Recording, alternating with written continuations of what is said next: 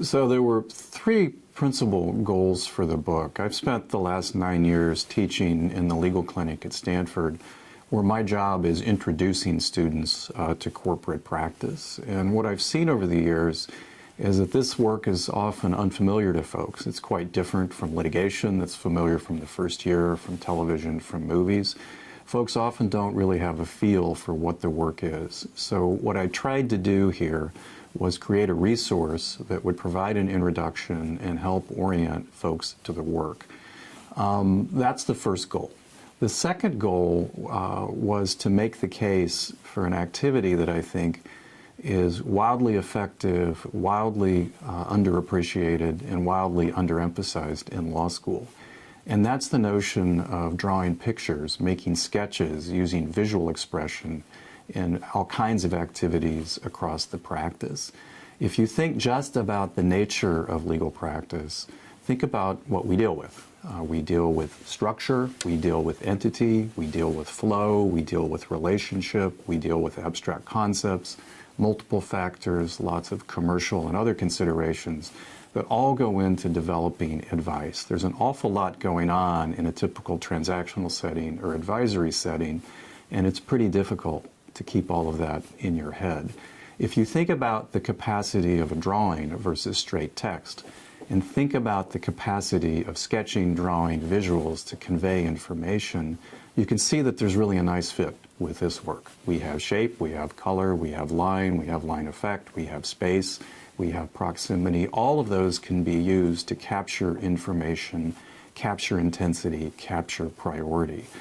The other thing is, it turns out, and one of the things I discovered in the course of doing the book, is that there's a tremendous amount of research on why visuals are so effective. Not surprisingly, there's not much from the legal world, but there's a terrific amount of work from psychology, cognitive science, engineering, design, art, user experience, and so on.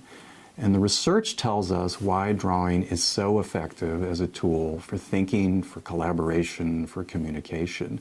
It helps you see relationships that are difficult to see when you're just staring at 100 pages of text. You can see the big picture. You can make visible abstract concepts. You create a common ground for collaboration across disciplines. Not everyone can read a legal document or a scientific paper, but just about everybody can get their hands around a visual. And you engage with it with your hands, which I think is something that's really important.